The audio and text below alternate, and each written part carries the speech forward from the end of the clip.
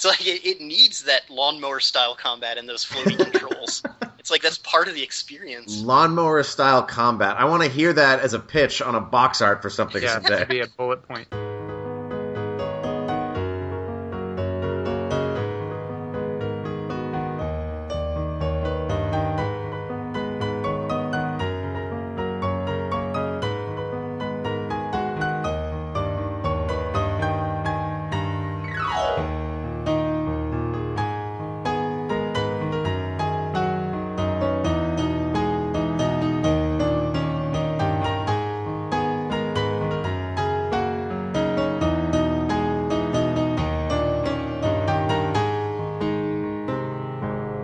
Welcome to episode 10 of Rhythm Encounter, the RPG fan music podcast. I'm Derek Heemsbergen, Embryon on the boards. I'm one of your hosts today, along with my fine co-pilot, Stephen Meyerink, Taylor on the boards. And we have an extra super-duper special guest today. We have Tom Lipschultz, the localization specialist from XSEED Games. Hey, how's it going? Tom is here today to speak with us about Falcom music, and specifically rare and obscure Falcom music, because Tom is basically an encyclopedia of all those things. Human encyclopedia. I am. Yeah. I wanted to share this. As we were discussing tracks before we did the show, and via email, Tom apologized for writing too much, and I was sitting there going, "This is great! No! Don't ever apologize!" I've already learned a ton, so I'm actually excited to talk about the music we're talking about today, because I don't know much of anything about this, unlike Derek and Tom, so I'm excited to learn. Even my knowledge is middling compared to what Tom knows, so... I mean, I don't know how much I actually know about the music itself beyond, like, this sounds pretty. Hey, that's all we need. But that's how we analyze sometimes. There were some of the things that we're going to listen to are literally from things that I've just never in a million years would have heard of, so I'm really excited to kind of dig into the Falcom that people might not know, because I think, you get Ys, you get Sora no Kiseki, but beyond that, I'm not terribly familiar with it, so I think this will be really interesting. Yeah, I'm kind of worried that after this, people are going to think I'm like a total a Falcom hipster or something. No, I don't think so. I think you've been ahead of the curve for a long time. So we're going to start the show today with, we've got 2 tracks. Full disclosure, Tom picked most of our tracks today up until the end, and we'll let you know when I have a couple of tracks from myself and Steven. But we're beginning with a couple of tracks from a game called VM Japan. Would you like to tell us about that, Tom? Yeah, VM Japan was a PC release in, 2003, 2004, somewhere in the early 2000s. It's a sequel to the Vantage Master 1 and 2 series, but set in, medieval Japan. And it's got the instruments to go along with that. Yeah, the Vantage Master games are kind of like a hexagonal turn-based strategy game, right? Yeah, it's I like to call that genre like a board game RPG, because it's like one player versus another, head-to-head combat, all turn-based, and all very the sort of thing you could do with a board game and pieces and dice and stuff. Which is not exactly the kind of thing you think of when you think of Falcom. No, but it's really good, and I gotta say, every one of the Vantage Master games has, the most ruthless AI I have ever seen in a game. If you play against the computer, you are gonna lose, no matter what. It's amazing. You have my interest. Yeah, Steven digs a challenge, for sure. This is the guy who plays every game on the hardest difficulty possible on his first go-through. So bringing us in today, first track is Warriors from VM Japan, followed by Narrative of an Illusion.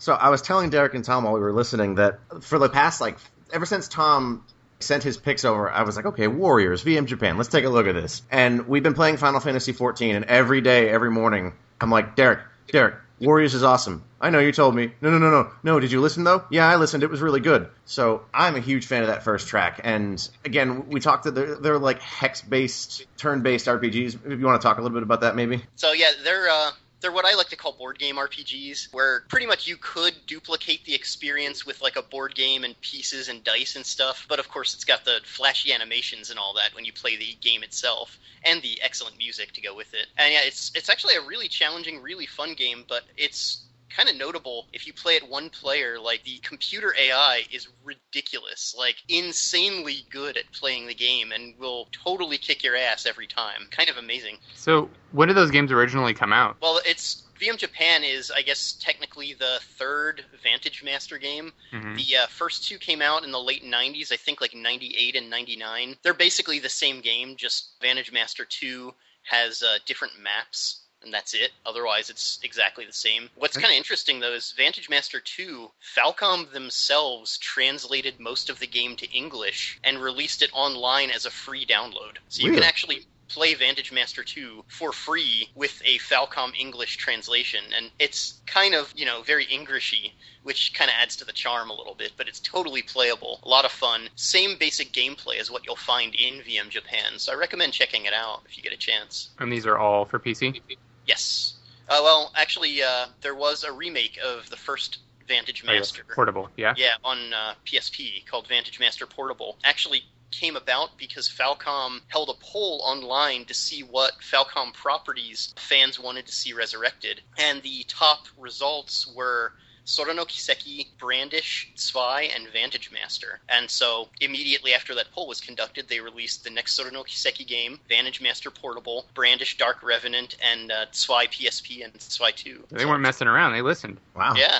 And it was kind of cool. I know that you've said before that the PSP is your favorite system, so it's making it clearer and clearer why.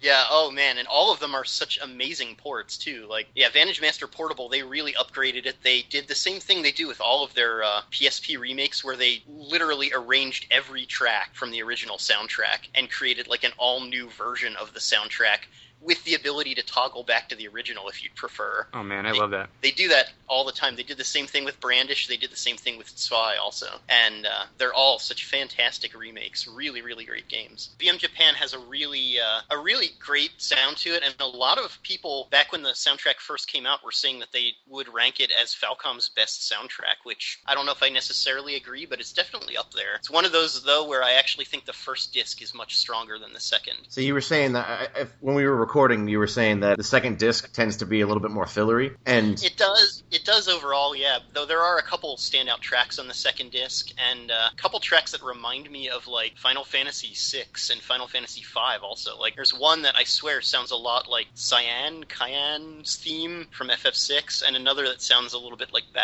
Clash on the Big Bridge. I'm gonna have to hunt that down and listen to it, because Warriors, you were saying that Warriors is like a lot of people's fan favorite, and that track is the one that I got hooked on. But Narrative of an Illusion, what I really liked about it was when I first listened to it, I knew nothing about the game, and I didn't even have art because a YouTube link I was looking at just basically had like a dark screen with the title, and so I heard it and I go, this game must have heavy Japanese influences. And so I recently reviewed Muramasa Rebirth, and one of my favorite parts about the game, aside from the fact that it's gorgeous and has all these traditional Japanese influences, that Base Escape took like traditional Japanese sounds and then combine them with like really heavy, more modern like electronic stuff, and it has this really distinct sound. But the tracks I've heard from Via Japan have a more traditional sound that is really kind of cool to hear in a game. Yeah, it's a great soundtrack. Definitely has. I mean, it has that traditional sound for a reason. The game itself is very, very steeped in like Japanese traditional imagery and culture. If you look on YouTube and watch the opening movie to VM Japan, I mean, it's kind of amazing. It's got like Chinese dragons flying through rows of torii gates and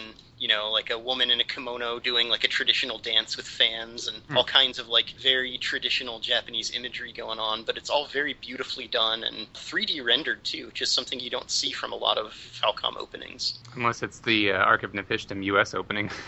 Yeah, true. That's not Falcom though. Yeah, I guess you're right. Yeah, it's Konami. Oh, Konami. What were they thinking? I didn't know that. Did you know that actually in Ark of Nephishtim you can activate the original anime intro by inputting some code or holding something down? Yep. Forget what it was. I know you know, Tom. I was telling Steven. No, I had no idea. So yeah, I love that intro, actually. I'm definitely going to check out VM Japan, but I don't want to hold us up because we got more music coming. So, Tom, what do we got next? I'm going to just let the next two themes play, and I'm going to see if anybody listening can actually guess where they're from, because this is where I go, like, ultra hipster here. These are, like, probably two of the most obscure Falcom games I could possibly have picked, but I'm just curious to see what you guys think. Yeah, I've heard of Vantage Master, but these two games, I've only heard of one of them because Tom has mentioned it before. The other one I honestly have never heard of ever. So we have Main Theme from a mystery game and Woshi Aishen from another mystery game.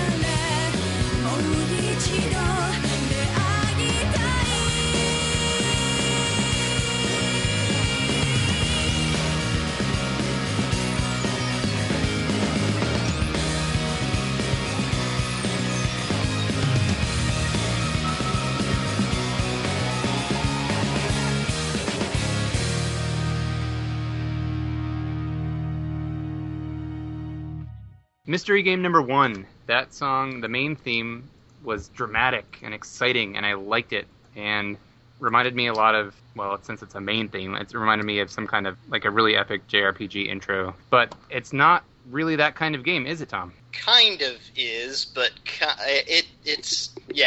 it's kind of hard to explain this game. I don't actually know it that well, as I've only just sort of popped it in to check it out a little bit after I bought it. But yeah, the game is called Rinne, Rinne, which is actually it's a word which means like the cycle of death and rebirth. I think part of Buddhism. I should have looked that up before the show. But yeah, it's another word for it. It's usually translated as samsara, which you might recognize from like the East Origin soundtrack listing, Samsara and Paramnesia, which is still probably the most kick-ass track name Falcom's ever come up with. Yes. But yeah. But yeah, the game, it's actually a perfect name for the game, too, because the premise of it is that you are this disembodied spirit, and there's like this 5-way war going on in this weird post-apocalyptic world, and you are just sort of possessing the bodies of the dead and reanimating them to fiddle around with the war and sort of participate in various events that are going on and learn more about the world around you. And yeah, it's a game that I would not be at all surprised if no one listening has heard of at all, unless you heard about it from me. Yeah, that's how I heard about it. So now they have.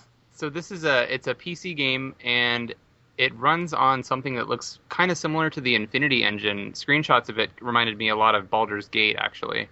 Really? It does have a look to it, yeah. Yeah. It's totally different from any other Falcom game, and the reason for that is because it's a remake of a non-Falcom game that Falcom was like, I guess, there was a game in the late 80s from a Japanese PC developer called Both Tech, and the game was called Relics, and it was sort of one of their big hits back in the 80s in Japan. It is sort of like a platformer with absolutely no backstory. You just kind of were thrown right into it. You had no idea what was going on and had to figure everything out from scratch. And it intrigued a lot of Japanese gamers in the 80s. Both Tech is actually still around. They no longer are like making original games, but they run a service called Project Egg, which is designed to preserve Japanese PC gaming history by making old school like 80s and 90s Japanese PC games playable under Windows. Really? And offered through their service. You can kind of think of it like the Japanese version of like GOG or something. It sounds like good old games, only that's really cool. Yeah. So with So growing up, I always had the impression that PC games aren't as popular in Japan. I guess that's really not the case at all. Is it like is the tradition there as strong as it might? As it seems to be here? Actually, PC games in the 80s were huge in Japan. The PC-88, MSX, PC-98, and MSX2 computers were as big as like the NES over there, the Famicom. And there's a ton of like great old Japanese PC games from that era, including a lot of Falcom's own. That's how they became famous, was through games like Dragon Slayer and Xanadu back in the 80s. In fact, I don't know if it's still true, but supposedly, at least as of a few years ago, the original Xanadu from 1985 remained the best-selling Japanese-developed PC game in history. So, really? Yeah. See, I had heard of the MSX and stuff, but me being, I wasn't as well informed on it, so I thought they were consoles. So that's really interesting. Yeah, no, it's there definitely is a pretty rich history of PC games in Japan that just kind of died off around the 90s, which is why like Falcom slowly started moving to consoles in the 2000s. But yeah, so Both Tech actually did get a hold of a lot of Falcom's older games and has them available on Project Egg to download and play and stuff. And I guess in return for that, Falcom remade Both Tech's own game, Relics, and released it as Rinne. But there must have been some sort of weird licensing thing, like maybe only Both Tech is allowed to distribute it or talk about it, because there is not even a single mention of the game on Falcom's website. There's no soundtrack for it. It's as if it doesn't even exist. When I first got the game in the mail and started installing it, I almost felt like I was watching the video from The Ring. Like, I was going to die in 7 days or something. It was just so, like, creepy to have this, like, game that barely exists. But, did you buy it from a hunched-over person in rags on a street corner for, like, 2 pieces of starfruit and a piece of pocket lint or something? Because if so, then you might be in trouble. He sold it to you with a smile and a warning. I very well may have, because I got it from a Yahoo Japan auction, so it could have been from a Yahoo Japan auction run by, like, a hunched-over street beggar or something. It's likely. You better be careful. Yeah. But, the game never did get a soundtrack release, but a version of the main theme, like an alternate version of it, was actually featured on the Xanadu Next soundtrack, oddly enough, because it was used in the teaser movie for Xanadu Next before the game was ever, like, when the game was first announced. So some people who have heard the Xanadu Next soundtrack may have recognized that melody, but probably not. That's still really cool, though. It is. And I hate to push us along, but I want to talk about the other track, too. I'm the love goddess, Wo Shi Ai Shen. My first question is Wo Shi Ai Shen is a Chinese statement, isn't it? Yeah, I didn't even know that was the name of the song until I looked it up for the show, actually. But, yeah, I just sort of was like, oh, this is a cool song. I didn't really pay attention to what it was called. Sometimes I'm kind of oblivious that way. But That's yeah, okay. the song is entirely in Japanese except for the phrase Wo Shi Ai Shen, which is sung in Chinese. But it's kind of interesting because, originally it was a vocal theme sung entirely in Chinese, and Falcom translated it to Japanese because, yeah, it is from a game called Genso Sangokshi 2, also known as Fantasia Sango 2, which is one of several games that Falcom localized from another Asian region into Japanese for the Japanese market in the early 2000s. And they sort of marketed it in trailers as like another Legend of Heroes, which they also did with a Korean game they localized called Arcturus. Yeah, and looking at screenshots of it, it's got a pretty colorful look, and I know you said it's not quite the same, but just looking at some of the battle screens, it looks a lot like Sora no Kiseki, sort of like semi-grid-based, semi-ATB. It's actually more ATB than anything. I don't think it has any grid-based elements to it, but it kind of looks that way because it takes ATB to like a ridiculous level where a lot of the attacks take a good 5 to 10 seconds to execute, and while those attacks are being executed, you can keep on issuing commands and doing other attacks, and you can have like your whole party attacking at once if you want. It like doesn't really pay any attention to, waiting for one person to be finished. So it can get pretty busy on the screen when you're playing it. And also the singer for the song is Kaneko Kotera, Yes. and she does a lot of other music for Falcom games. Like I recognize her as the singer for Silver Will or Gin no Ishii, Gin no Ishii, right? The Sora no Kiseki FC theme song? Or is that SC technically? That is technically SC theme song, but she also did FC ending theme, and she did basically she's done all of the Kiseki series vocal themes, like every one of them, I think. Yeah. And then she did Rush Out for E7, and she did. Oh, I like that song. I know that one. And she did the opening theme for Zwei 2, which is also a really good song, Bokura no Mirai. And she's done a whole bunch of stuff. She's sort of like the go-to person for vocals in modern Falcom music. And in a sense, that ties in, actually, since you said they marketed Genso Sangokushi 2 as another Legend of Heroes game, it would make sense that with a similar theme song, almost, by the same singer, that people would say, oh, yeah, it is kind of the same, isn't it? Yeah, catch like a similar audience, maybe, or at least from the trailer.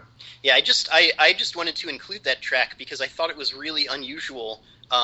Both Genso Sangokushi 1 and 2 were released by Falcom in Japanese, and both of them originally were sold in a limited edition box set with the soundtrack and an arrange album. And the arrange album is only like 20 minutes long in both cases. It's not a full arrange album or anything, but it still is 20 minutes of music composed by a Chinese developer and arranged by Sound Team JDK, which is something that you really don't hear very often. No, so and it's really cool. Yeah, I think they did an amazing job. Like, I really, really like... I mean, I like the original Genso Sangokushi soundtrack as well. It sounds very traditional Chinese. But yeah, Falcom's version sounds very Falcom. Like, they did a really nice job of keeping that traditional Chinese element in a lot of the instrumental tracks and sort of Falcomizing them. So to move us along to our next couple of tracks, we have two songs from a game with one of the most misleading titles I've ever heard. Yeah, totally. It's Dinosaur Resurrection, title. A game that features absolutely no dinosaurs, but probably resurrection. It doesn't even... Yeah, I don't think it even really features Resurrection. It's just a completely misleading title. They were just like, we love dinosaurs and Resurrection. Go! Game title is full of it. So we're going to listen to two tracks from that. The first one is Pay On to the Spirits, and the second one is Into the Castle. Roar. Into the castle we go with dinosaurs. No dinosaurs.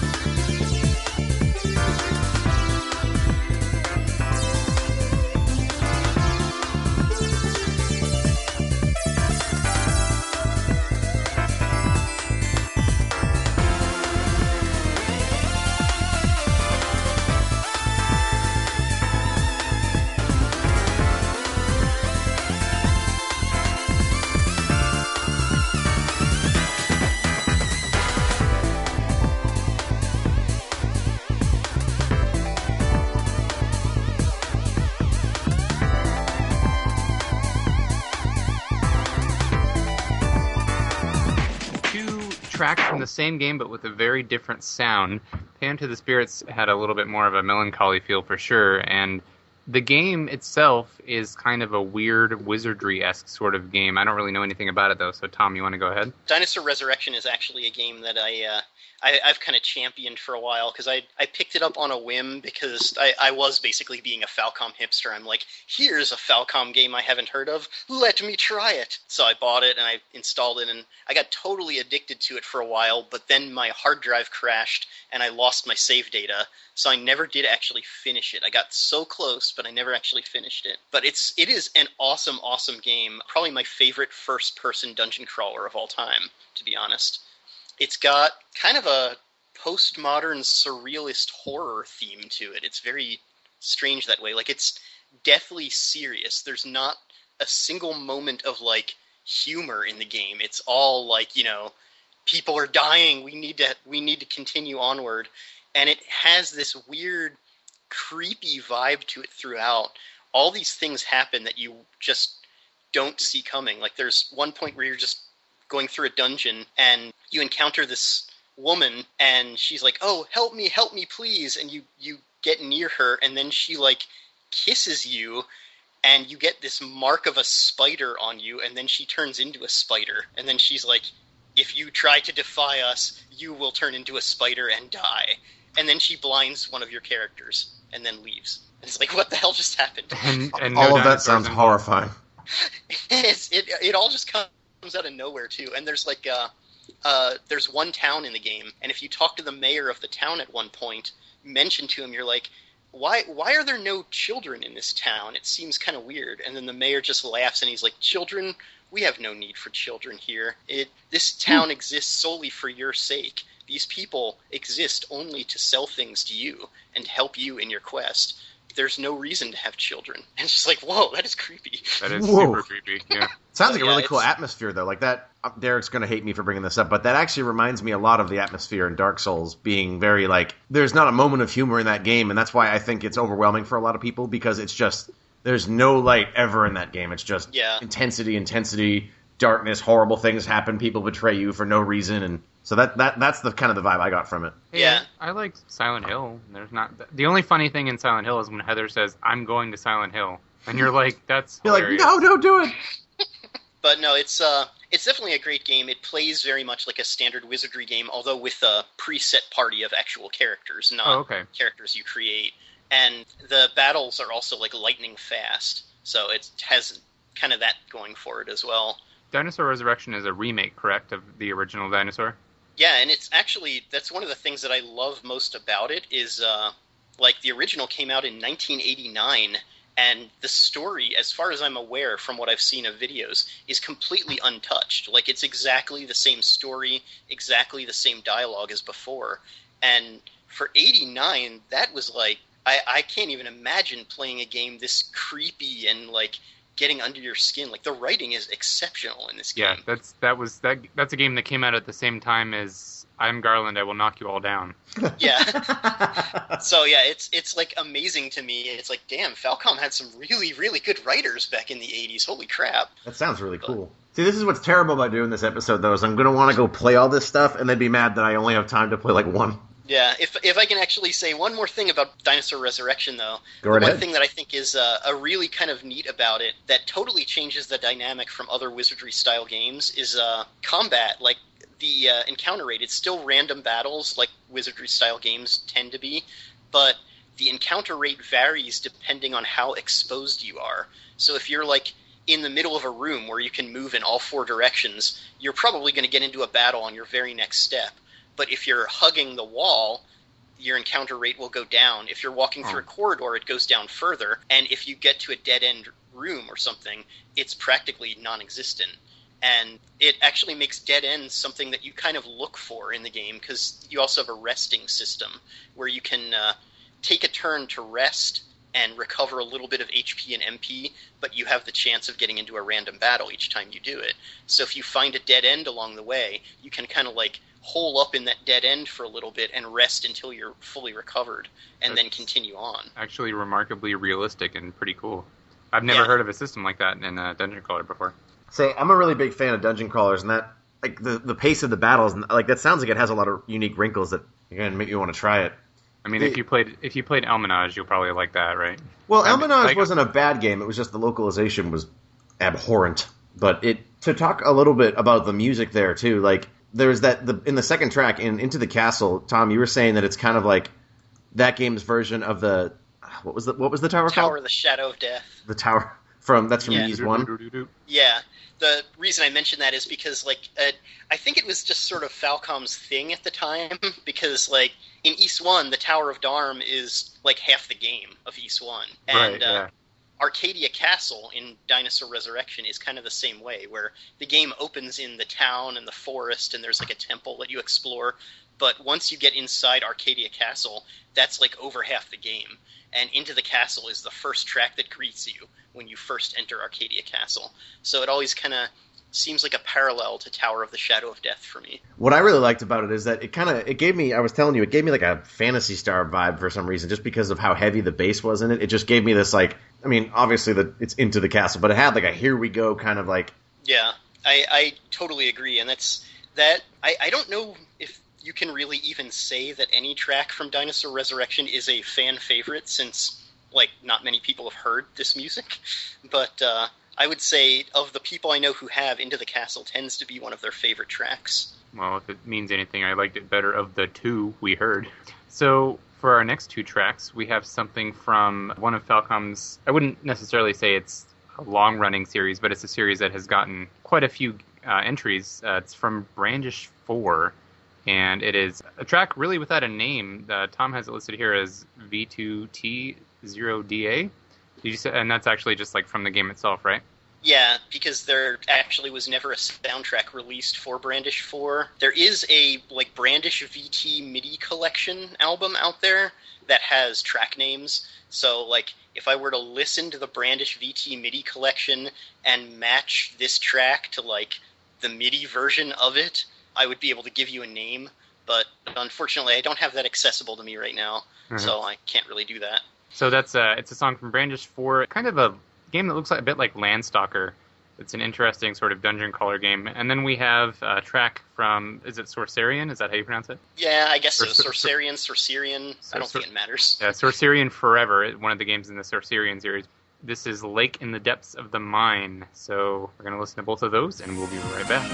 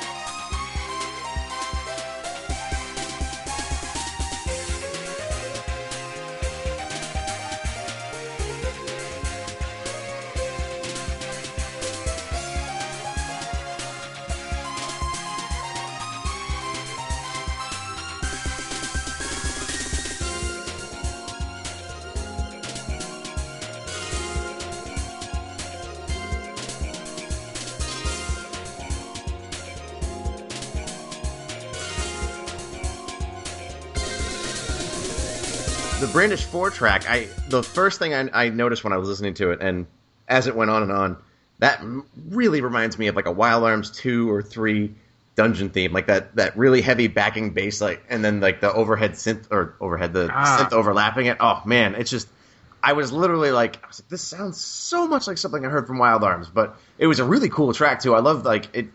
It had like I don't know, it reminds me of like the earlier Falcom or the earlier Ys games I've played, where it's like it has that kind of like really high energy kind of like it's pushing you forward and you're moving real quick, because the Ys games I've played are all super fast paced, so it seems like it would fit with even like that sort of thing. So what kind of game is Brandish 4 exactly, or the whole Brandish series, I guess?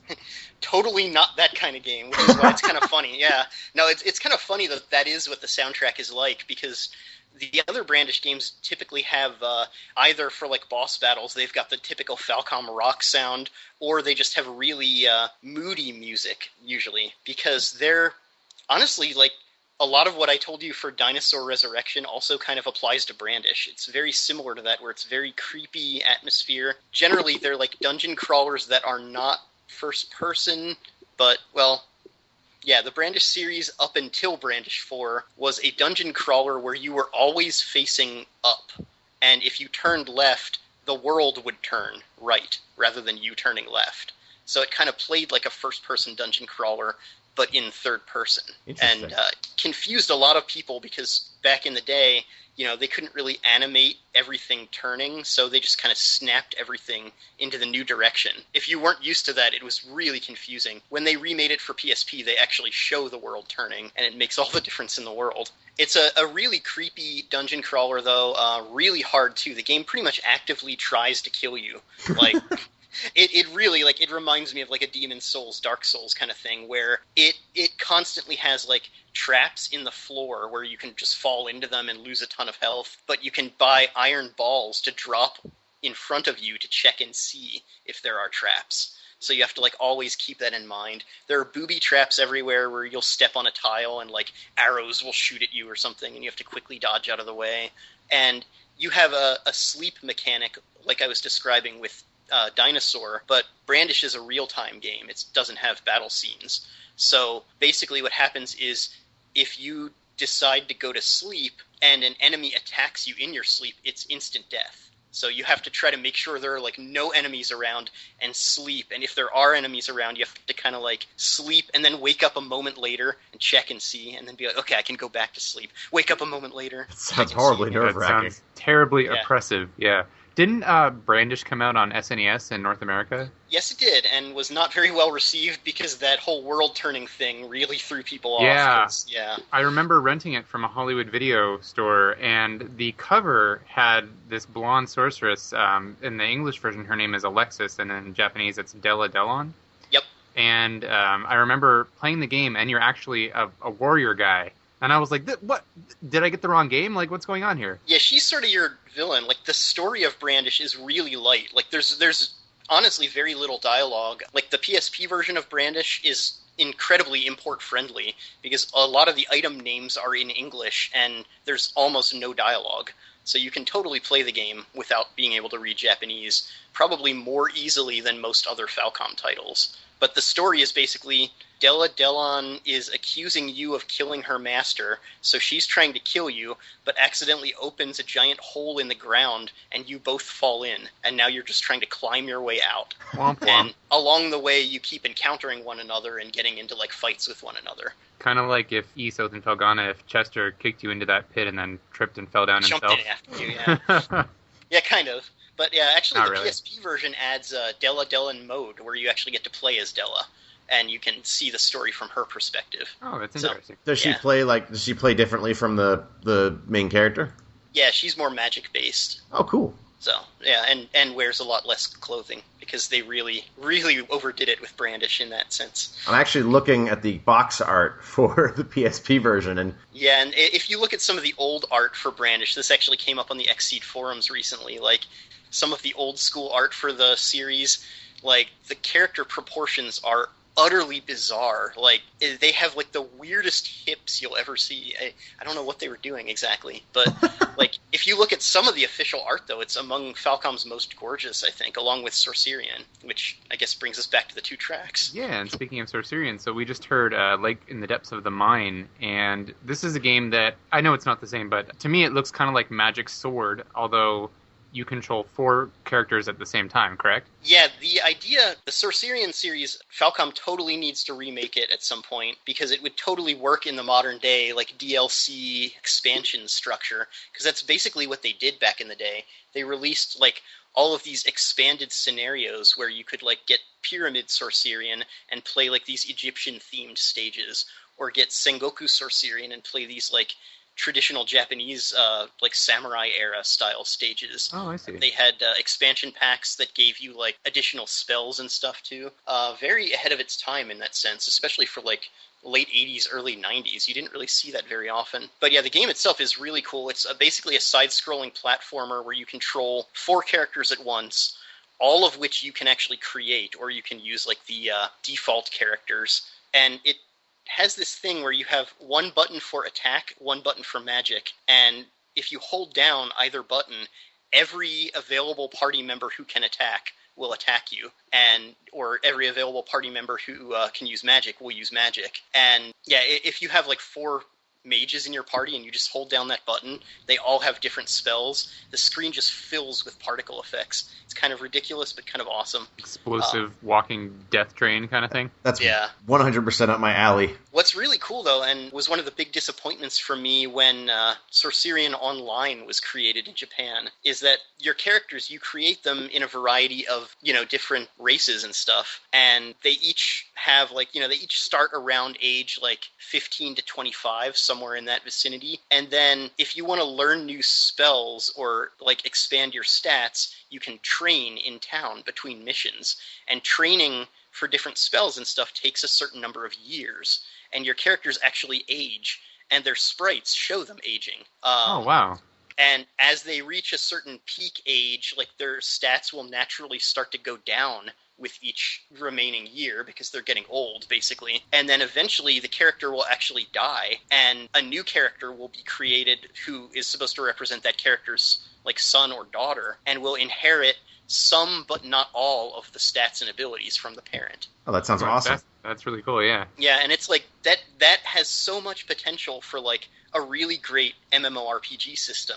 That actually, it sounds like a Rogue Legacy, actually. I was thinking that. It sounds a little bit like that. I'm not too familiar with that one, actually. It's like a sort of a randomly generated action platformer game. Wasn't it kickstarted and then it came out on Steam recently? I don't remember if it was kickstarted, but I don't know if it was kickstarted, but it's a new indie game that came out on Steam. That's like, it's set up sort of like, it looks kind of like Sorcerian or like a sort of like the post Symphony of the Night Castlevanias, but it's a roguelite. It's they call it a roguelite. So like your character dies and then you take control of their offspring, and their offspring inherits some of their statistics and their legacy, but also has their own, like, you can get somebody who's like colorblind or somebody who has vertigo, so they see everything upside down. It's a great concept, and I've been dying to get it, but it sounds a lot like that. That is kind of neat, actually. I am not familiar with that, but I'll have to look into that. Hey, we taught you something. Yeah, very cool. Almost. Thank you. But no, I always thought that was a really great idea, and then when Falcom announced that there was going to be a Sorcerian Online, I was like, oh wow, that would make for a really interesting MMO system where, you instead of creating a character, you create like a family line, and you play as that family line, and as you train, you get older, and you can have it work in real time, or maybe like 1 day equals 1 year or something. And it just seemed like it would be such a great concept for an MMO, but no, Sorcerian Online is just a WoW clone. It's like, that's kind of disappointing. There's so much potential there. Yeah, that's I feel like a lot of times potential gets squandered in the MMO space because it's like, unless we're a WoW clone, it's incredibly difficult to sell our game. But then it's like, but if you're not a WoW, if you're a WoW clone, it's like, well, why am I not just playing World of Warcraft? Unless you're Final Fantasy 14, which we like, and we're talking about a lot. But so as for the actual music, very 90s. I like the percussion in it. I can't think of a lot of adjectives. I'm more interested in the history than I am the music of this particular game. I mean, I think the history in this case, I think this is stuff that I mean, again, maybe I'm just speaking for myself here, but the vast majority of people probably don't get exposed to, so it's interesting to get the history behind it. I totally agree. Like, I love these old games, and it's always fun discovering a lot of them. And honestly, the game is a little bit more interesting than the music in this particular case. Sorcerian Forever is the last original scenario that Falcom created for Sorcerian. It was like, I guess, late 90s or early 2000s, and it contained 5 missions that were unique and hadn't been created prior to that. No soundtrack was ever released, but it is a CD-based game, and all of the music is CD audio, so you can just pop the game disc into your CD player and listen to it. And sadly, most of it isn't really all that great. Like, it's a very mixed bag as far as Falcom soundtracks go, but there are like 3 or 4 standout tracks, and Lake in the Depths of the Mine is probably my favorite of the bunch. It's actually used for the very first scenario, and really kind of gets you into it. So I really enjoyed that one. Absolutely. So to move on, the next game we're going to talk about is one that I've actually played. This is Xanadu Next is one of... is it the most recent Xanadu game they've made?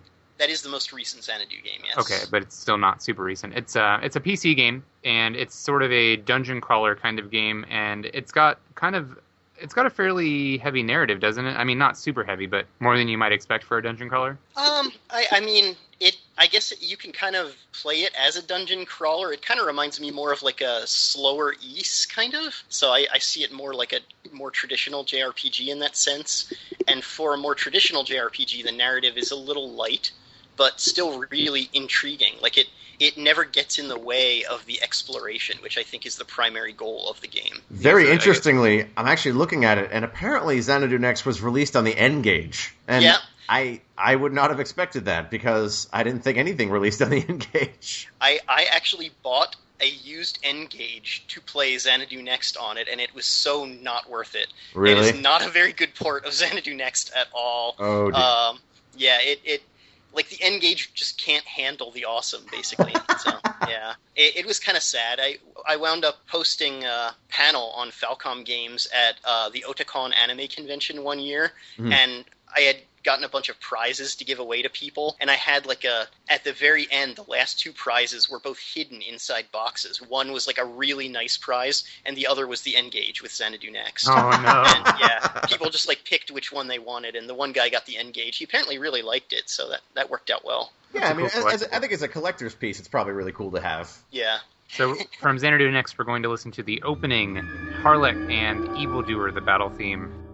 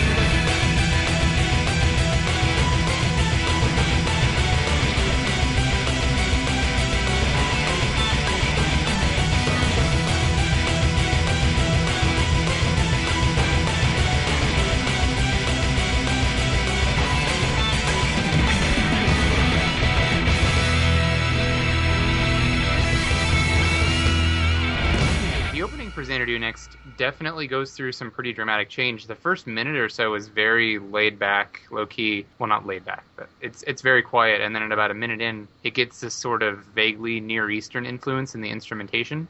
And as it builds up, it's got that chorus that makes it super dramatic. And it's a cool track. I like it.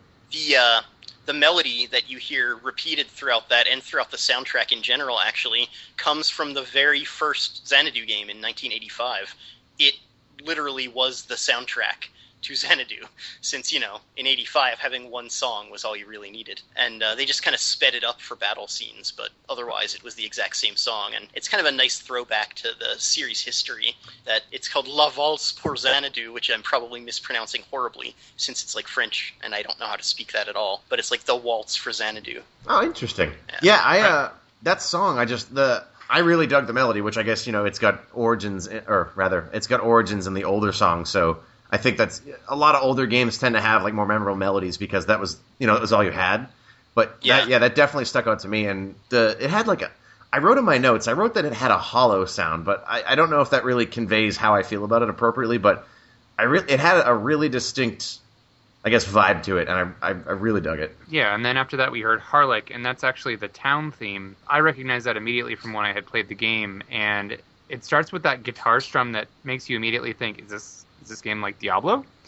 But it has its own unique melody that picks up really quickly, and it's got flute, and I think it's a very, very memorable theme. And I think, Tom, did you say people tend to remember that song? I mean, I don't think you can play the game and not remember it, because as you said, you hear it so much when you're playing the game, because it is sort of your hub town. It's where you end up most of the time when you're adventuring. Like, all roads sort of lead back to Harlech. Arguably more interesting than Tristram. Ooh, zing, I went there. Oh, zing. And finally, we listened to Evildoer, and I said it was the battle theme, but it's actually the final battle theme, correct? Yes. And that's got the more traditional, what you might call the Falcom sound. If you've listened to other Falcom music, say from East games, it's got the heavy rock with guitar. That song was awesome. I told you guys while we were listening to it, we were having a conversation, and I was headbanging because that song is just so... it makes you want to beat the entire game just to fight the last boss and hear that song. Like the wailing on the guitar at the end, it's... Yeah, that is definitely a fan favorite. Actually, if you search for Xanadu Next Evildoer on YouTube, there's like amazing fan covers of that song and fan arrangements. And I'd love to hear a Falcom do something else with it as well on like a future Range album or something, because it is a pretty amazing track. But I also think in general the Xanadu Next soundtrack, like, I love the game. It's probably arguably my favorite Falcom game. And it also has one of my favorite Falcom soundtracks. I just think it gets you so in the right mood for the game that you're about to play, and yet it's also completely listenable on its own. Yeah, it reminded me a little bit of, I know that a lot of Falcom songs are similar to this, but it reminded me a little bit of The Strongest Foe from Isoth and Felghana. Just, I guess you could say that about a lot of Falcom final boss themes, that it's like rock guitar, wow, wow, wow, wow, but... Yeah. They do inject a melody into it well, though. Like, it has just that hook in it, that do-do-do-do-do-do-do-do, just that simplicity is key. And the game itself, I would recommend giving it a try for sure. Like I said, it's one of the, I guess you could say, less obscure games that we're talking about on the podcast today, but I thought the game was actually pretty accessible, even in Japanese. It's got a lot of text, but it's fun. Give it a go. It's not as fast-paced as East, but I would definitely advise checking it out. Yeah, it's if anyone, I mean, if you've played East 7 too, it has the same basic weapon system as East 7, where when you get a new weapon and you equip it, you gain a new ability that is attached to that weapon. And as you keep using the weapon and using that ability, you will eventually learn it to the point where you can use it even without the weapon equipped. And that got its start in Xanadu Next. I thought it was a really, clever way to make every new weapon you get feel really special, because you're like, ooh, what does this one do? And yeah, you want to play around with it and see. And it's, I don't know, I just love the general structure of Xanadu Next. It feels like a 3D Metroidvania done right to me. See, it really makes you want to explore.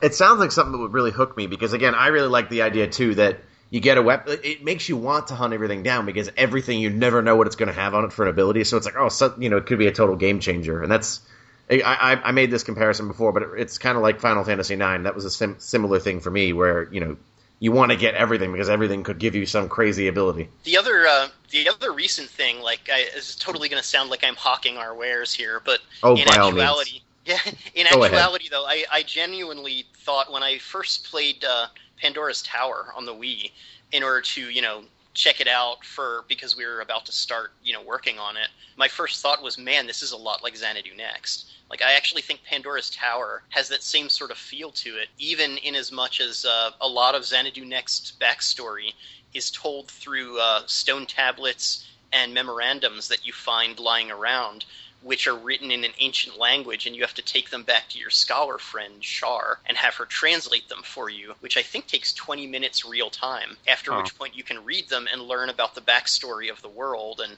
all that stuff. And in Pandora's Tower, it's the same thing. You find these scraps of paper, and some of them you have to take back and have Elena translate for you. And I thought it was really interesting. Like, it has that same sort of exploration vibe. It has that same sort of atmosphere to it. Yeah, I definitely agree about the atmosphere, that kind of vaguely gothic, dark atmosphere. Yeah, and that's why I really enjoyed Pandora's Tower. I was really glad that we were working on it, and I'm hoping that we also get to work on Xanadu Next at some point, because that would pretty much kick ass. I would love that. I'd buy that in a heartbeat. I hope you're not sore about my Pandora's Tower review, Tom. Not too much. You'll be forgiven. No, I still enjoy we'll have a fist fight about it later. Yeah, sure, no problem. So we're going to move on to another niche game series. They're like an action RPG, a lot more colorful than some of the more recent games we've been discussing, but this is from Zwei. We're actually going to play 2 tracks from the PSP remake of Zwei that was made in 2008. We're going to play Floating Continent Argus main theme. Yeah, it's basically the overworld theme from Zwei. Okay, so we're going to play that, and we're going to play the final battle from Zwei, and then we're going to play a track from Zwei 2, and that is going to be Moon World Luna Mundus. So we're going to listen to those 3, and we'll be back in just a moment.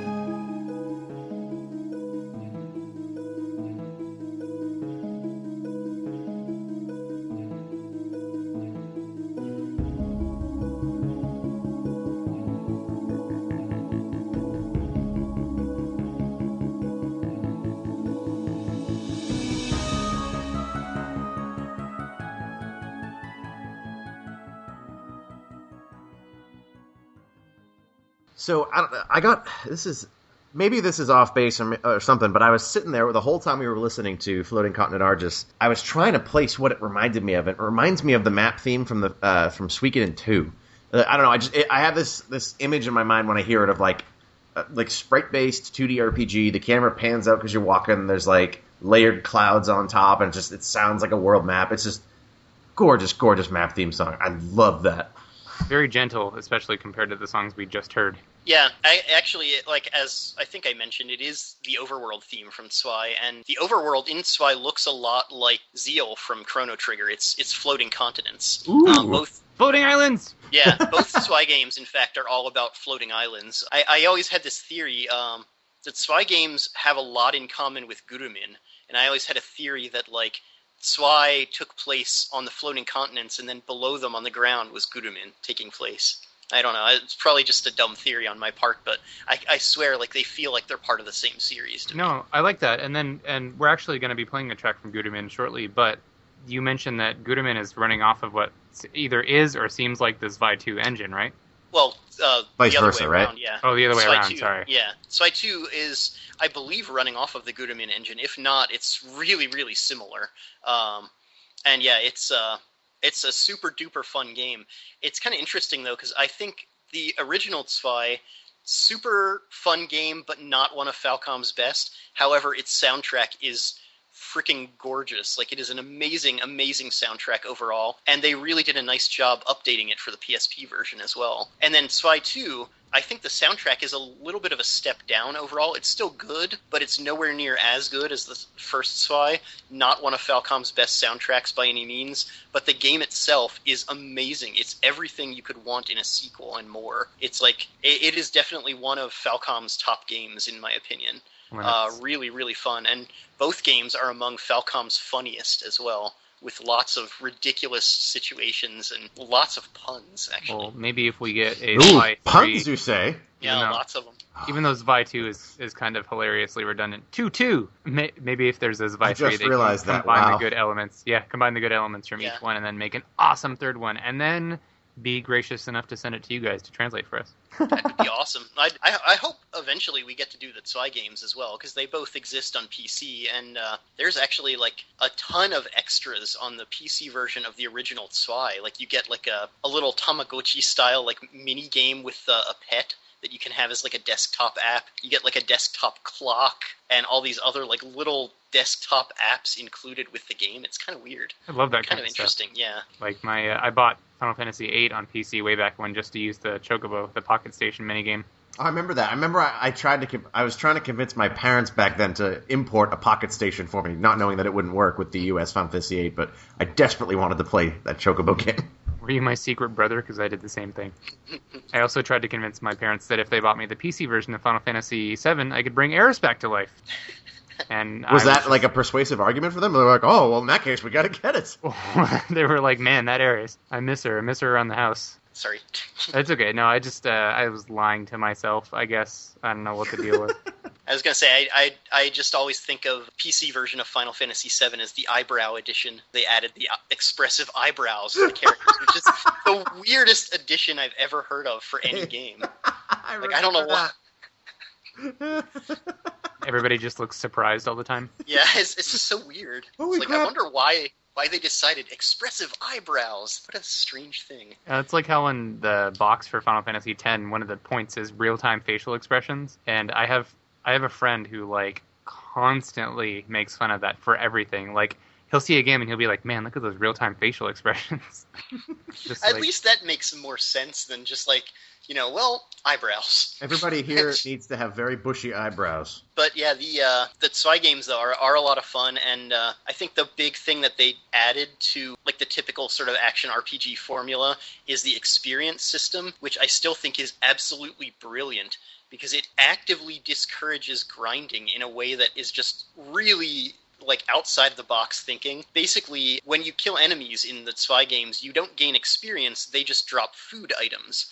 And if you eat food items, those are your main healing items, but they also give you a little bit of experience. However, if you hoard your food items instead, you can take them to the restaurant in town and exchange 10 of one food item for one of an exponentially better food item. So if you get like 10 pieces of cheese that give you 10 experience apiece, you might be able to exchange them for one pizza that gives you 1,000 experience. And so you're encouraged to wait as long as possible to eat your food items that you get from enemies in order to get more experience later by hoarding them. And the game is actually beatable even at level 1, so it sort of encourages you to stay low level and try to, like, you know, see how far you can get without leveling up at all. You know, that actually makes me think of... That just reminds me of why I think Falcom is such an awesome developer, because every game that we've mentioned today, they've done something really odd or interesting or different. And some of those ventures may have been less successful than others, but they're never afraid to try things like that. You know, like it's not like other game companies sometimes where you expect sort of this rote procedural thing, like it's going to be a Kemco RPG. Like they're going to have turn-based battles and a real-time experience, or like an experience system, and like, you know, you're going to find items in chests, and like nothing is going to deviate from what you tend to expect from that kind of game. Whereas just about every Falcom game I can think of does something different. I was going to say, and yet they always seem to do that something different, like within the foundation of something really familiar as well. So it's like you do know a lot of the experience you're about to get, but there's always that one element that's kind of new and interesting that boosts everything else and makes it more interesting as well. Yeah, I was going to say, while we were listening to the music, I was saying what really impresses me by Falcom, just based on what we're talking about today, is every game we've talked about, there's such breadth to it. Like, we've heard it in the music too, because, you know, Falcom has that reputation for, you know, rockin' Falcom, but I think we've already shown too that there's a great variety to the music, but also to the games themselves, and that's just, it's really impressive to me, and it sort of, at least in my mind, speaks to me as to their longevity and why they're still here and so popular. Yeah, it is pretty amazing that they were founded in like 1981 and they're still around and still producing a ton of games. It's like, that's pretty long-lasting for a game company. Yeah, absolutely. And I'm glad they're still here. So we talked about the main theme for the Floating Continent, Argus, and the final battle theme is also, it's still more gentle than, say, Evildoer from Xanadu Next. I got vibes of Suikoden from that with the accordion. And Tom, you said that the accordion is actually new to the PSP arrangement, right?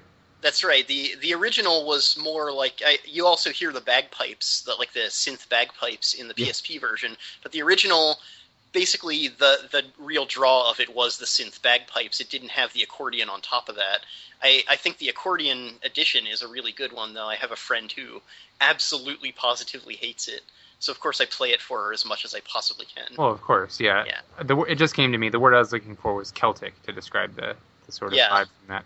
Interestingly, it's interesting to me that you suggested it reminds you of Suikoden, because as soon as it got like about 15 seconds in, it really reminded me of like a Motoi Sakuraba track, like a little bit more maybe diverse than some of his prototypical stuff, but I got like a really big, strong, like, you know, his really dramatic battle themes from it, like with the crescendos and like the kind of swirling sounds. And I actually wanted to mention real quick, with actually both Zwei games and Gurumin and Nayuta no Kiseki, which is kind of like the honorary Zwei 3, which we're going to get to later, I think. But yeah, all four of those games, like, the final battles aren't exactly difficult, but they are final battles. Like, they are kick-ass final battles that you remember and you just get so pumped for. Like, Zwei 1's final battle, you're, like, on a rock in space, and you're shooting, like, prismatic energy that you never had before that point in the game at, like, this mammoth foe that's, like, attacking you with lasers and stuff. And,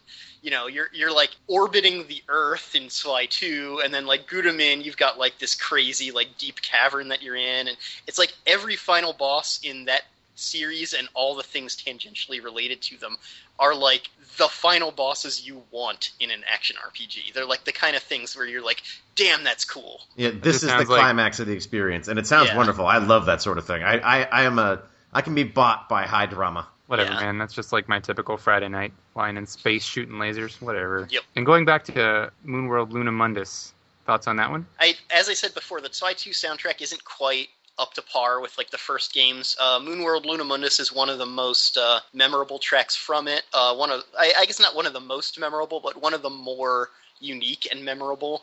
A lot of the tracks in that sound very much more like archetypal of the type of area. It's like Moonworld Lunamundus is a spacey sort of dungeon, so it has that spacey sort of sound. And, you know, it seems like all of the dungeons are a little bit more phoned in than usual with Falcom games, but they're still really good. And I think Moonworld Lunamundus was a good choice as well, because it also exemplifies the sense of humor in the game, because it is literally the moon, the dungeon, and you get to it by climbing a giant staircase. Like, that's how you get to the moon in the game. That's normally how I do it. So it's just kind of funny that, you know, a staircase to the moon.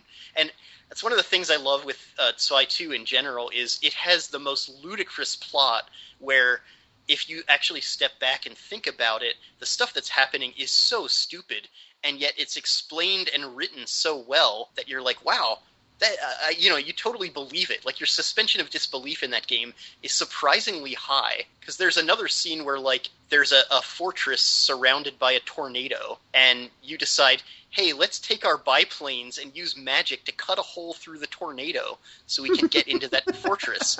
And you do exactly that. And it's believable in the context of the game, but then when you step back, you're like, so I'm standing on the wing of a biplane casting magic at a tornado in order to cut a hole through it to get to the fortress inside. Hey, sounds legit. That's a lot more effective than Adol's technique for breaching the Vortex of Canaan, which was just getting sucked in and not, you know, almost drowning. Yeah. That's true.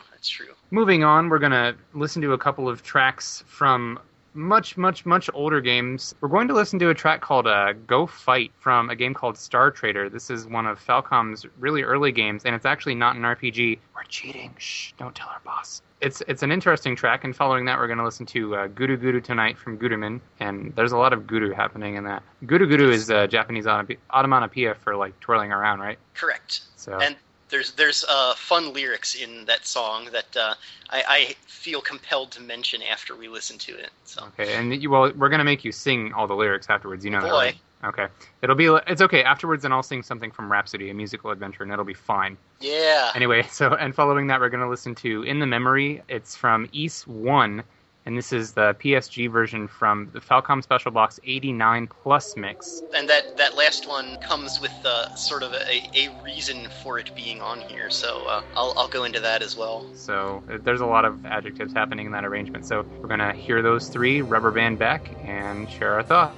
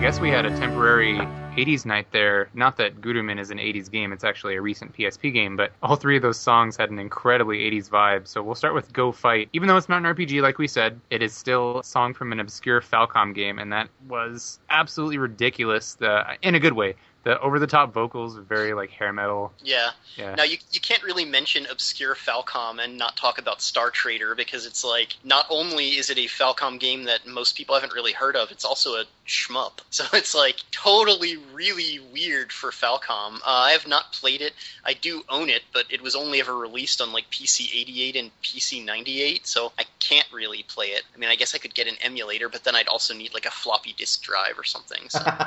Yeah, it's like, yeah. I love that you say it's a shoot 'em up, but it's called Star Trader, which is just... Well, it does have, like, story scenes, like cut scenes between each stage, and tells a story about, like, basically a Star Trader, like someone who's just, like, going through and, like, trading stuff, I guess. And the scenes are kind of like almost like a Phantasy Star 4 old anime style, or like the older versions of the East games with that the pixel art of anime stills. Yeah, it's got like the manga frame style to it, very much so. I'm kind of curious because I've heard conflicting opinions about Star Trader. Like, some people are saying it's not really very good as a shmup, but the story's really good. And then other people are like, yeah, the story doesn't matter, but the shmup part's pretty decent.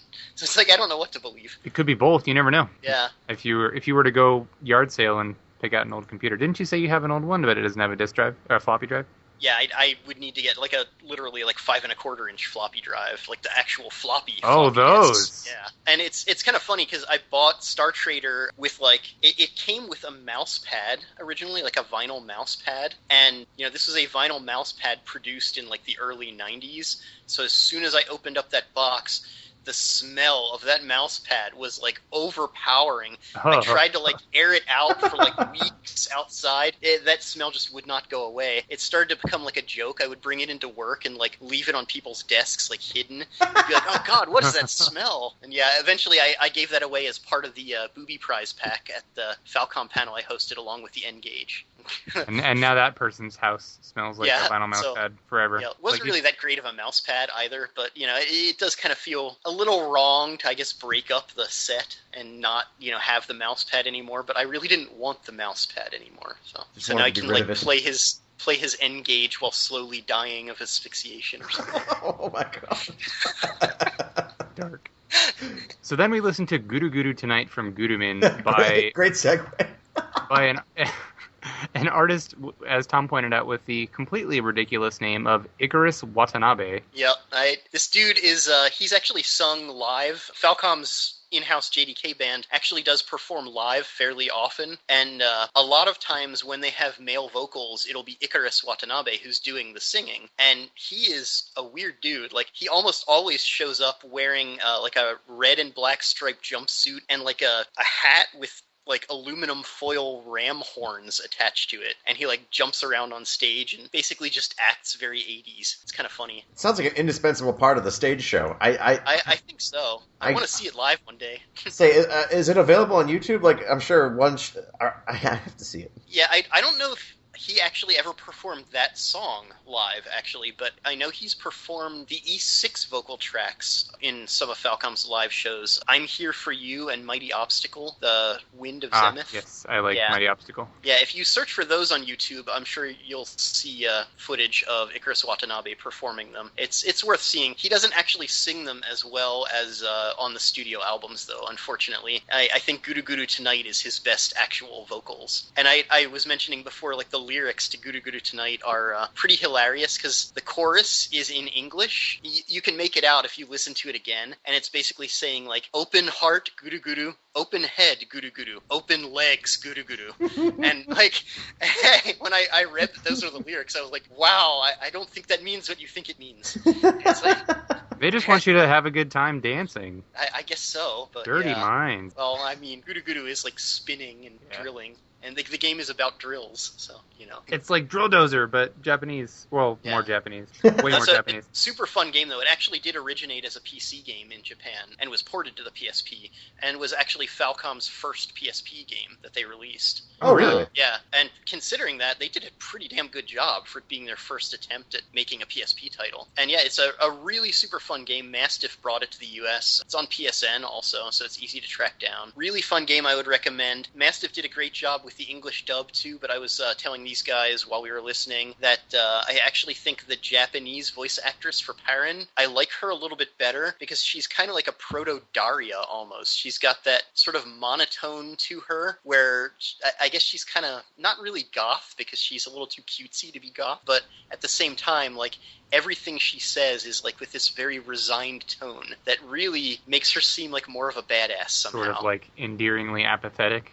Completely like disaffected. Her big quote, which they use in the song, actually, you can hear her Japanese voice actress saying this during the song, is Yaru shika nai wa ne, which is basically like, you know, guess there's no choice but to do it. Like, you know, guess gotta do what you gotta do kind of thing. And she just says it with this resigned tone, but it's sort of a happy resigned tone. It's very hard to describe. It's like, well, all right, we gotta do it. Might as well. Yep, gotta do what you gotta do. Yeah, it's really cool. And they made her a little bit more of a brat in English, which actually does work with her character, but it's sort of a different character at that point. It's not quite the same. So I just pulled it up on PSN. I might actually pick it up now. This is something that's very easily accessible. It's literally... It's cheap, too. We talked about it, and now it's in front of you. Yes. Yeah, and it is a really, really fun game. Falcom does market it as an action RPG. Honestly, I would say it's more a 3D platformer, like in the vein of like Mario 64 or something.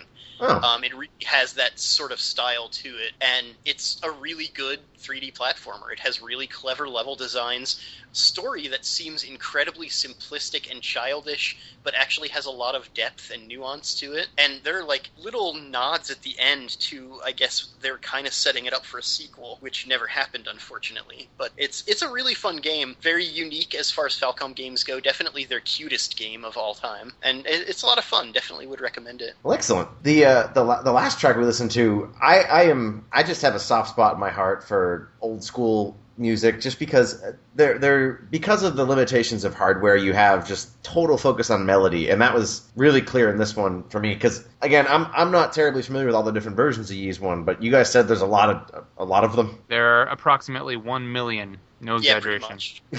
No, there's really a lot. Do you know how many there are, Tom, off the top of your head? I don't know. It's definitely, like, I'd say at least over 24. I can't imagine it's any less than that. I mean, it might be, but that's the impression I'm getting. If I had to guess a number, I would guess 24. In the memory, weird track, because I think it replaces the unfortunately titled usual ending theme, The Morning Grow. Yeah, which I think they meant glow, but yeah.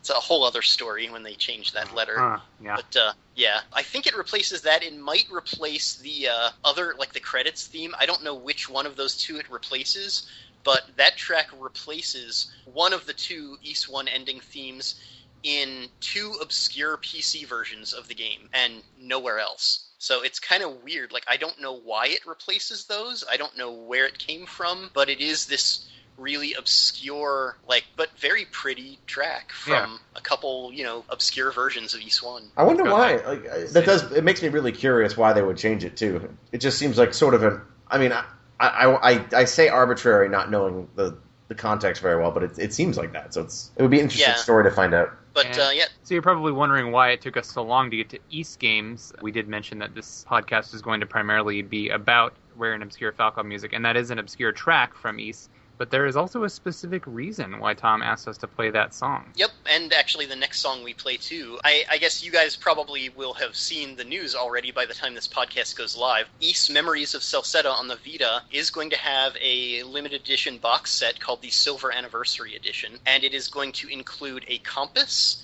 a cloth map of the East Celceta overworld, a book that's between like 90 and 100 pages with maps and art and stuff like that. It's Adol's travel journal, basically. And the fourth, and in my opinion, the coup de grace of the whole thing is the 3-disc History of East music CD collection, because it is, East Celceta was created to celebrate the 25th anniversary of the series. We compiled basically 25 years worth of music from every East game, both original soundtrack and arranged versions, pretty much created a 3-disc selection of both the most important tracks and the most obscure tracks, and just other stuff that was pretty good, so we threw it on there, kind of thing. And In the Memory will be one of the tracks on there. Hopefully, the final track listing hasn't been completely approved yet, so there is, it is definitely subject to change. But In the Memory and the next song we play should both be included in the former case, Disc 1, and on the latter case, Disc 2. Which is, as a tremendous fan of East, that comes as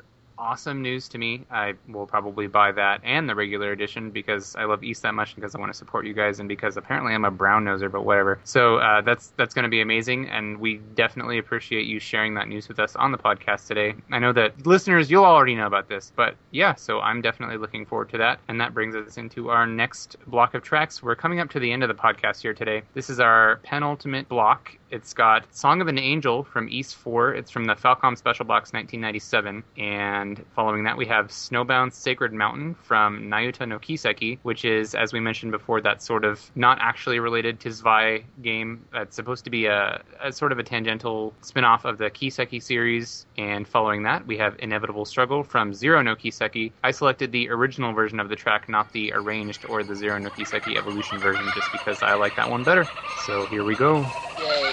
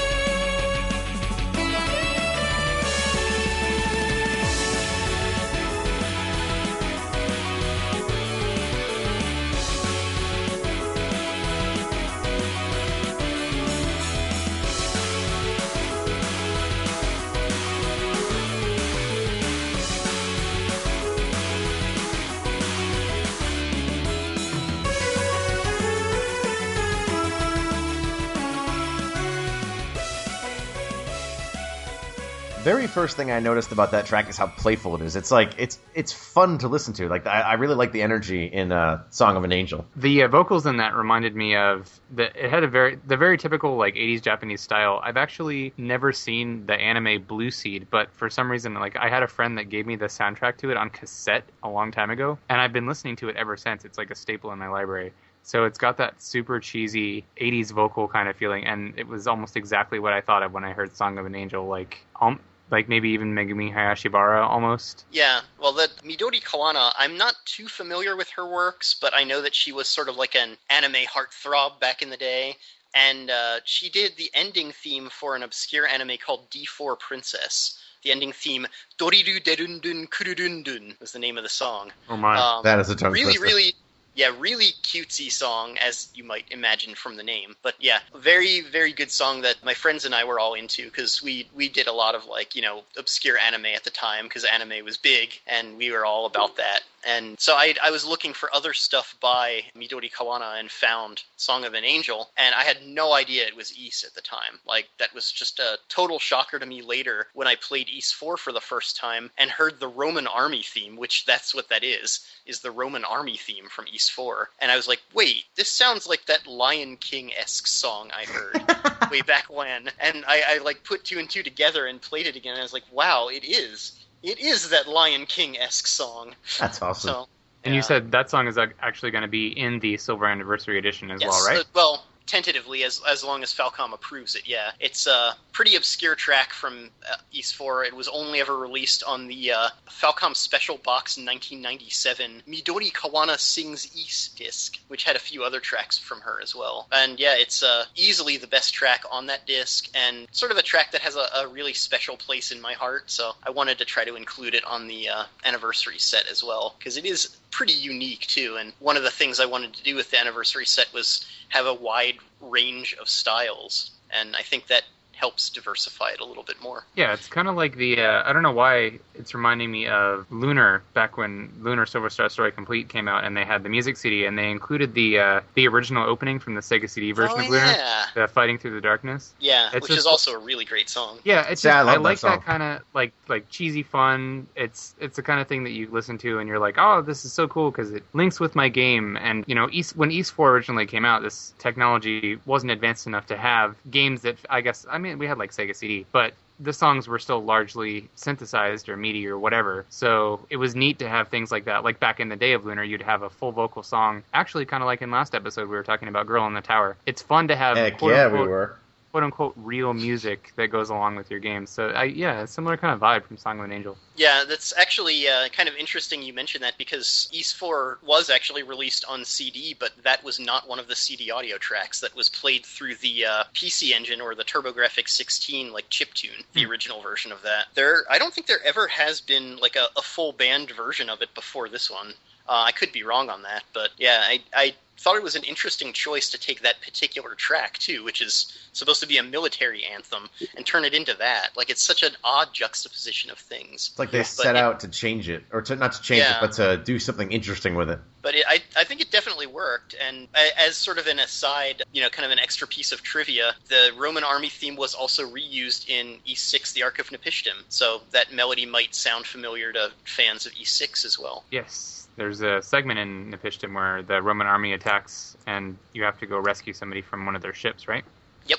Yeah. And they do play that. I think they only play it during like one of the anime cutscenes leading up to that. I see. But it is played in Ys 6 as well, which I thought was a nice throwback to Ys 4. And the track is also in Celceta, although it is sort of cut. Like, they only play part of the track in Celceta. It's kind of weird. Well, it's there in some form, at least, so. It is indeed. Yeah, so moving on from that, we listened to Snowbound Sacred Mountain from Nayuta no Kiseki, and we all agree that's one of the standout tracks on the album. The whole album is really great and has a lot of very Falcom-y music, just sort of like that pumped-up, high-energy mix of good synth, good guitar, and it excites you, and I really like this track. I imported Nayuta no Kiseki last year.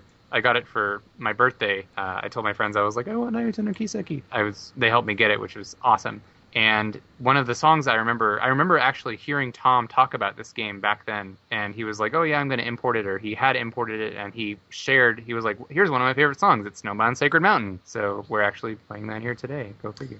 Yeah, the piano in that song, I just adore it. It has like an interestingly old school vibe to the piano. I don't know how to explain it. It's really high energy, the tempo is really fast, and like the violin and the synth together with the piano, it's just, I adore that song. And so I'm guessing it takes place on like in a snow level, or is it a theme for the game, or? No, it does take place in a snowy level. The whole game, I think I mentioned earlier, Nayuta no Kiseki feels like the unofficial Zwei 3 to me. Like I really think Falcom probably originally was developing a sequel to Zwei and then decided at the last minute, like, the Zwei games don't sell as well as the Kiseki games, let's rename it or something. So they called it Nayuta no Kiseki. It has actually nothing to do with the main Kiseki series, so that seems like a perfectly valid hypothesis, I guess. But it is an incredibly fun game, and one of the gimmicks of it is that each of the stages, because it's split into stages, it has that kind of in common with the Zwei games and Gudamin. Each of the stages can be played in spring, summer, fall, or winter versions, and they're totally different. Like, I mean, it's the same layout, but like, what's a water stage in spring might be an ice stage in winter, for example. Oh, that's cool. Or like what's just an ordinary sort of lush area in fall might actually have like poison flowers sprouting in spring or something. And so it's kind of interesting how they change the levels significantly enough to make them really fresh and new just by changing the season. I really like the way they did that in the game, and the level designs are absolutely top notch in that game. I imagine they must have put a ton of work into that too, seeing as they had to make each stage 4 times, basically. Yeah, the game actually has a crap ton of replay value as a result, because you only have to beat each stage in, I think, 2 different seasons in order to get the bad ending, which is pretty much like the ending. And then you can continue the game in an epilogue, which allows you to play the remaining 2 seasons of each stage in order to get a better ending. And I've actually only beaten the game with the bad ending. I have yet to play through the remainder, like the second half of the game, to get the good ending. So that's sort of on my plate for the future. That sounds really cool. And following that,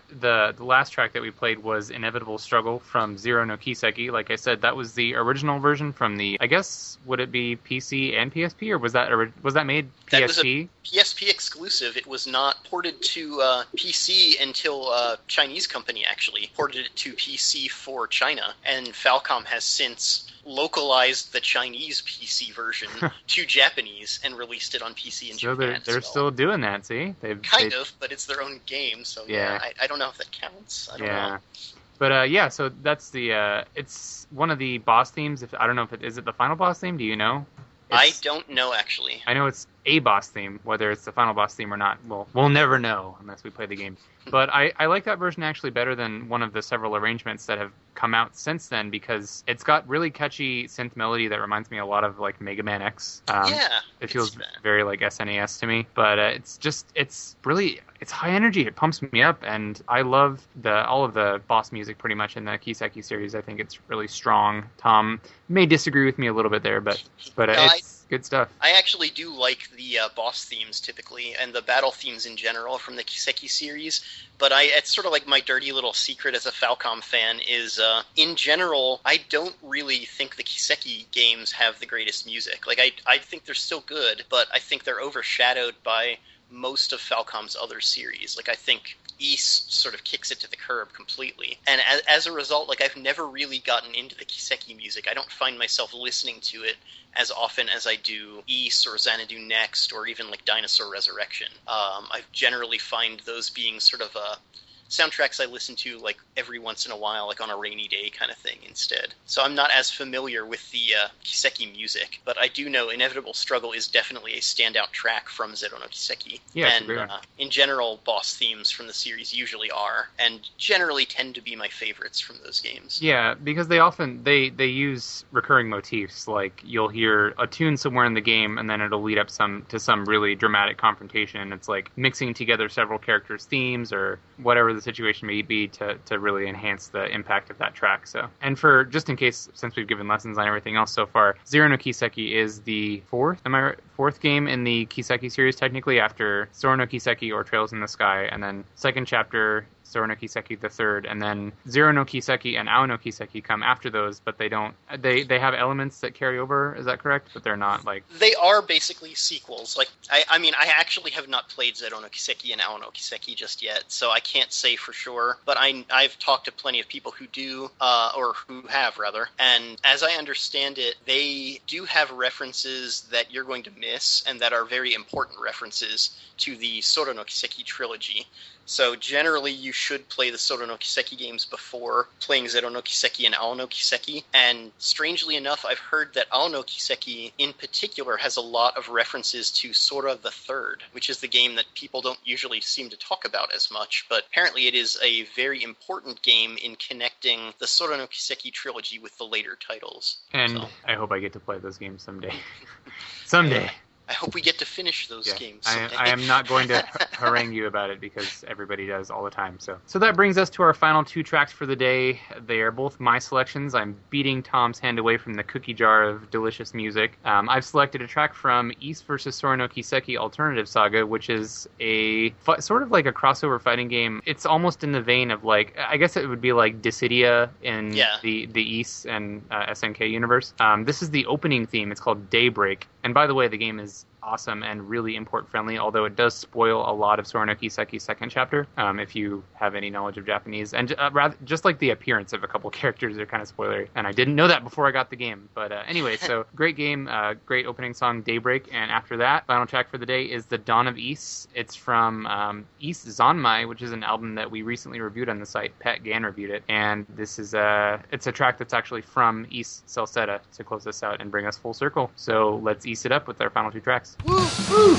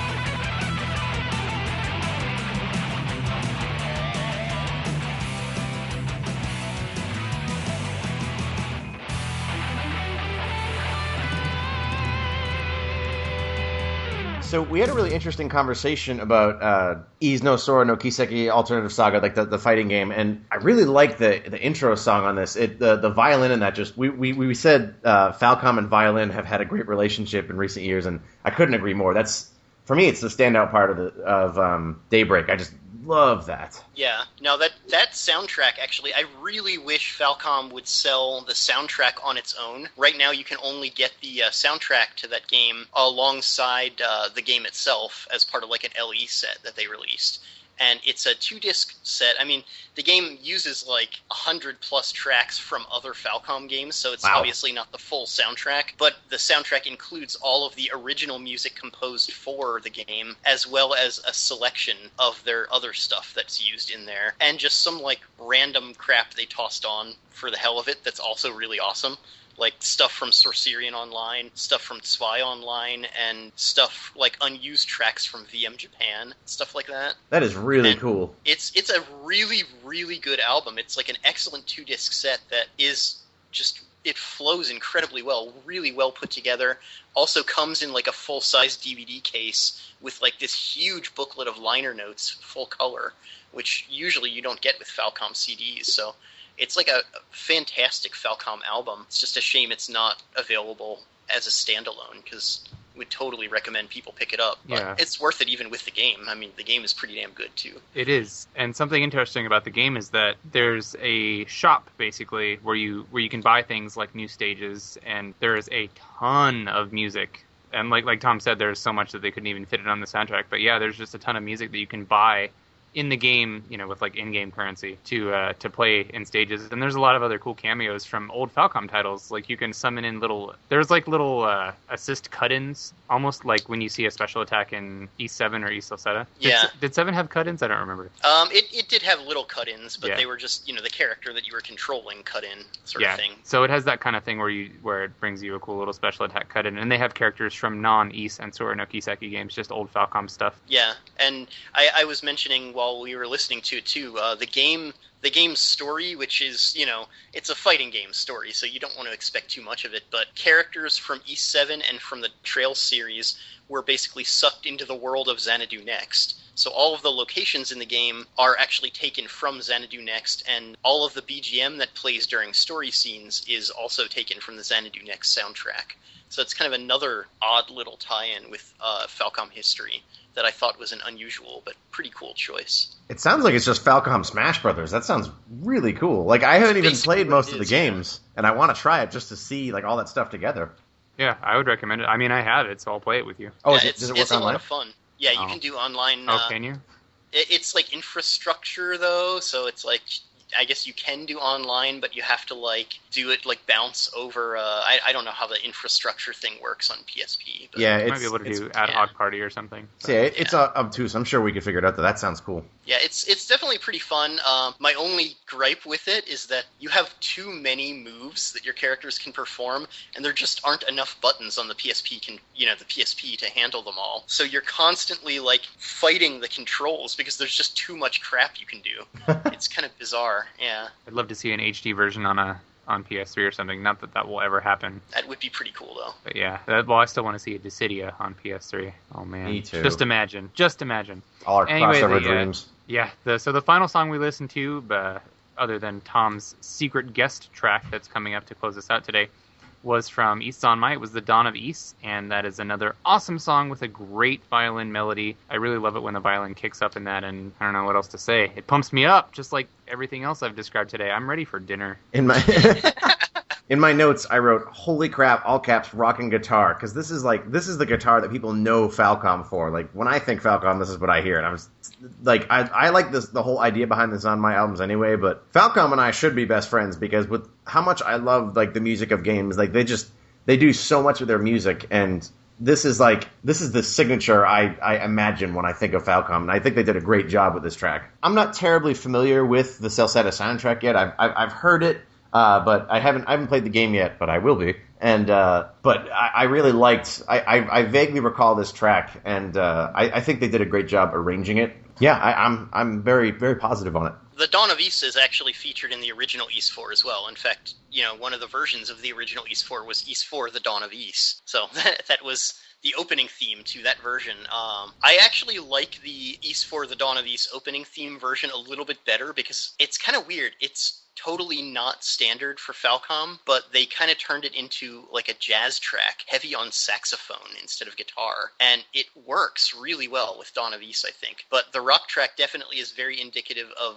modern JDK band, and modern JDK band is amazing, and the violin is synonymous with modern JDK band because they're actually fronted by their violinist, who I can't recall her name offhand right now, but she, if you ever see like live footage, she has like the biggest smile on her face while she's playing the violin, like at the front of this like kick-ass rock band. Oh, that's awesome. Yeah, you can totally see why. Like, she loves what she does, and she is such a virtuoso with that thing. Like, if you listen to like some of the arranged tracks from the Ys Origins super arranged version, like especially Guilty Fire, her violin work on that is absolutely unreal. Like, it's amazing she can play it that fast and that accurately. And that track, by the way, is also going to be on the Celceta LE 3-disc set. So, ooh, excellent. But yeah, it's definitely Falcom's violin work is absolutely amazing. It mixes with the guitars extremely well. That version of Dawn of Ys is probably not my favorite JDK band, like rock and guitar track, or rock and violin track, but it's a very, very good example of the kind of stuff they can pull off, and I think it's pretty up there. Definitely good stuff. Well, excellent. Well, I think that about wraps us up for tonight. We have given you huge amounts of Falcom love, so we were waiting to do the Falcom episode, and we kept promising it, and we definitely we wanted to do it right. And I've had a blast. We've listened to some really fantastic music, and again, the history lesson was a lot of fun because I have a much better appreciation now for just how, again, I'll use the word again, but the breadth of Falcom's work is crazy, and just so many different iterations of the JDK band and of their own arrangements and of just arrangements of other people's music. There is such a huge variety to both the styles of game and the music you can have in a Falcom title, and I want to go play all of these games. I know I won't have time to, but I definitely need to at least pick a few of them out, because just based on what we've listened to, it sounds like there's a lot more to hear. But as we always do, for the listeners, if you have suggestions for how we can improve the show, please feel free to contact us via the message board, email, anything you want. If you want to contact us and tell us how awesome Tom was, please do, and you definitely should. If you have, anything, suggestions for topics, tracks you want to hear, anything like that, feel free to hit us up with that. And again, Tom, thanks so much for spending your evening with us. It was a lot of fun, and you're welcome back anytime. Yes, thank you, Tom. Thank you for having me. I appreciate having a chance to just sit down and chat about Falcom music with you guys. I'm glad you enjoyed it, because it was, I learned, and you dispensed sage wisdom. I learned as well. So the whole thing was fun, but the fun part for me is always wondering what's coming last. So, because I can't listen to this in advance. So, Tom, hit us. Okay. So, apologies. I'll try not to go long in my explanation here, but basically one of the most classic Falcom tracks of all time is the original JDK band, like the 80s and 90s JDK band version of To Make the End of Battle. And that's sort of a classic track. People have probably, a lot of people have seen the music video. It was included in, the Ys Anime OAV DVD set. You can watch the music video there. It's on YouTube as well. Definitely worth checking out. But what I decided as my secret track, Falcom JDK Band, the new JDK Band, has released numerous albums recently, including one called Falcom versus JDK Band 2010 Summer. And in that version, they have a lot of E7 tracks, for example, that they did live performances of. And they also took a Gudamin track, which has the name To Make the End of Digging. And it's used as the it's obviously a pun on To Make the End of Battle, or not a pun, but a direct reference, basically. The original track was modeled after the original To Make the End of Battle. It has sort of the same chord progressions and things to it, and it was used as the secret boss theme in Gudamin against the optional super hard boss. And on Falcom versus JDK Band 2010 Summer, they have a version of To Make the End of Digging performed in the style of the original JDK Band's To Make the End of Battle. Wow. And it's awesome. It actually has a lot of guitar riffs and like bass solos taken directly from the original to make the End of Battle JDK band version, but it's to make the End of Digging. And just to make it even more awesome, they actually added saxophone on top of their guitars and stuff. Wonderful. So it's a unique track, really fun version of the song, and I think it exemplifies obscure Falcom, but also remembering the roots of Falcom. So that's my pick. All right. Well, again, for Derek, for Tom, for myself, thank everybody for listening. Tom, thank you for being here tonight. Derek, thank you for being here as well, as always. And to Thank you again. to make the end of podcast, we will to make the end of digging.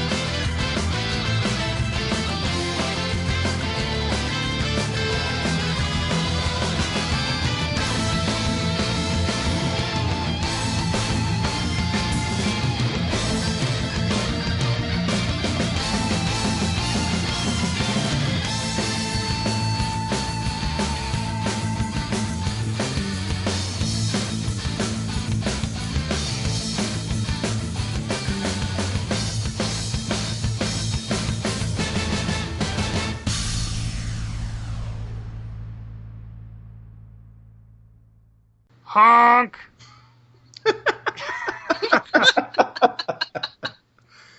Oh. We're off to a great start. Yep. All right. And Really. go. And go.